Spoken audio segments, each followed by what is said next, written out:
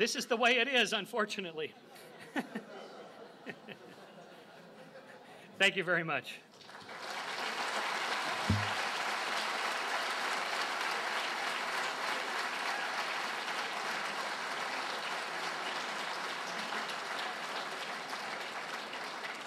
Okay.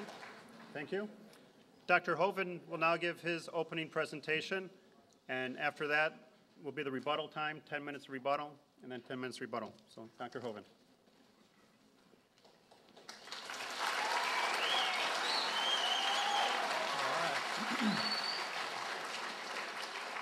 Well, thank you so much. It is an honor to be here in California again.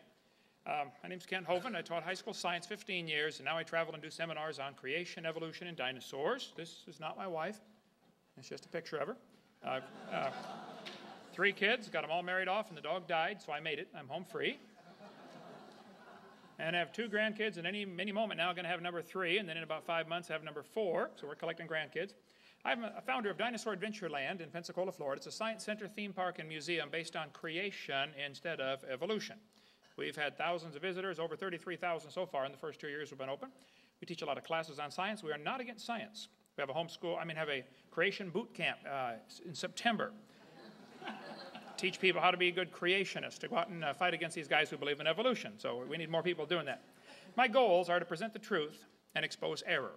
I'm not against any particular theory. I'm against lies. If you have a theory, great. If you're going to use lies to support it, that's not great. So my goals are to strengthen the faith of believers, to win the lost to Christ, and to win Michael Shermer to Christ. Okay?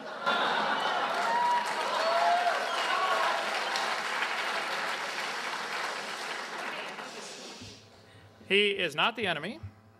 He does work for him, but he is not the enemy. Okay. All right.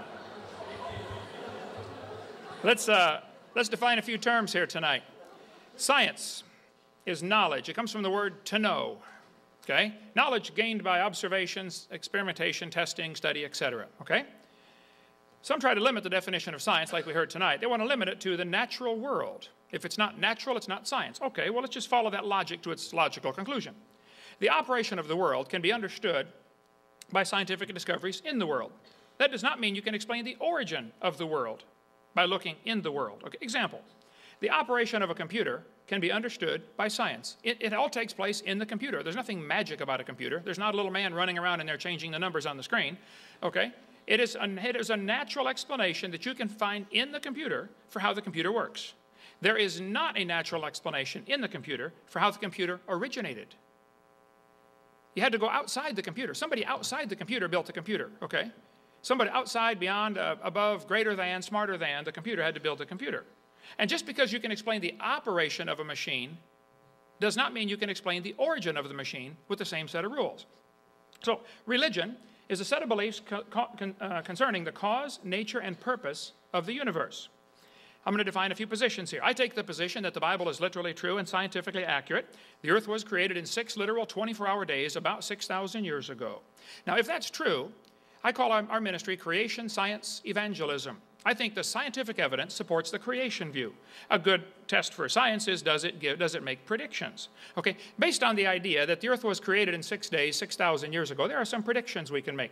The Bible says clearly he did it all in 6 days. Well, let's make a few predictions. I predict the universe will show evidence of order and intelligent design. I predict there will be thousands, if not millions, of symbiotic relationships. All the plants and animals were created within a few days of each other. And there are millions of these that depend on different things for different reasons. Symbiotic relationships, I think, defy an evolutionary explanation. I predict there will be limits to the variations that life forms are able to produce. The Bible says they bring forth after their kind. You may get a big dog or a little dog or a wolf or a coyote or a dog, but you're going to get the same kind of animal. Now, somebody might decide to call it a new species. Okay, I'm not using the word species. It's the same kind of animal. There are limits to the variations. Any farmer that raises anything from corn to cows will tell you there are limits. Sure, there's varieties, but they're limited. Okay? Lots of dogs in the world might have had a common ancestor. A dog. Okay? I predict, based on, that does not prove dogs came from a rock 4.6 billion years ago, by the way. Okay. I predict there will be a purpose to life. We were designed for a purpose. I think I know what it is. Based on the assumption, we can make some predictions that there will be non-material things in the world like love, sense of justice, mercy, innate knowledge of right and wrong, a conscience, and absolute truth.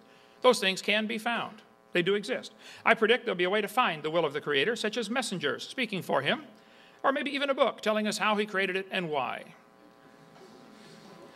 I predict there'll be an afterlife where we face the Creator to give an accounting for everything we've ever said or thought or done.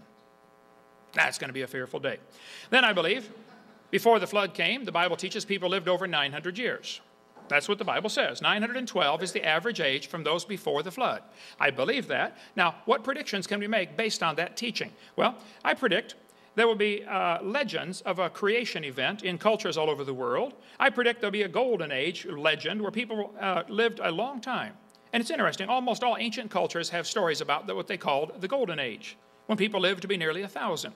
I predict there'll be skeletons found showing people with signs of great age, such as bigger brow ridge or bigger jaws. I predict there'll be biological problems today, like wisdom teeth for 40 or 50% of the population, indicating man used to be bigger and now we're smaller. So wisdom teeth are getting crowded into the jaw, and in some people they can't make it in. I predict since we are a copy off a copy off a copy off a copy off a copy off a copy off a copy of the original, there are likely to be a few biological problems with this generation. But that's no reflection on the original. The fact that this gene code has been copied and copied and copied and copied and copied from Adam, it's amazing we can sit here and talk about it. Okay? It must have been really good in the original. I predict there'll be a universal longing for things to be restored to the Garden of Eden. And that's what we find every place. Just about every culture has some kind of legend or story about a heaven where you get to go. Now, what difference does it make if you believe in creation or evolution? Well, if evolution is true, how do we tell right from wrong? Where's the standard? How do we tell right from wrong? Do we decide right from wrong based on what Osama bin Laden thinks? Should we decide right from wrong based on what Bill Clinton thinks? Should we decide right from wrong based on what the majority thinks? Is there a standard someplace? How do we tell right from wrong if evolution is true? Now, if evolution is true, death brought man into the world, and death is a wonderful thing. Death is the hero of the plot. See, in order for evolution to work, one animal has to evolve a little better than the rest. The rest of them have to die, or else that new improved gene gets swamped in the population. Doesn't do anything. Death is the ultimate hero of the plot for evolution. The Bible teaches clearly that man brought death into the world. By one man, sin came into the world, and death by sin. Since by man came death. The Bible talks about man destroyed God's creation. I predict, according to the Bible, I read the Bible, it says there was a flood, a completely worldwide, universal flood that destroyed the world 4,400 years ago and dropped everybody's property value to zero. Based on that belief, I can make a few predictions. I predict there will be hundreds of layers of strata, rock layers and mud layers, strata, sometimes continent-wide layers of strata. I predict there will be billions of fossils, including coal and oil, found in those layers. I predict there will be huge canyons and deltas showing evidence of rapid erosion because of the flood teaching. I predict there will be legends of this worldwide flood found in cultures all over the world. And sure enough, there are nearly 300 of these flood legends found from around the world. I predict there will be petrified trees in the vertical position running through many of these layers. And sure enough, there are thousands of them. And here we have people trying to teach you that each of these layers is a different age. Would you please explain to me how we get a tree petrified connecting all these layers? I don't know how long dead trees stand up around here in California before they fall down, but in Florida you get maybe 5 or 6 years. If you're going to have a tree stand there for millions of years while the layers form around it, I'd like to see that, okay? Anybody telling you those layers are different ages has a problem in his thinking, okay? Now, I like science. I'm not against science. And I do resent, though, people trying to assume that evolution is part of science. Evolution is not part of science. Evolution is a religion. It's mixed in with science, I understand. But that doesn't make it part of science. Beer is often sold at football games.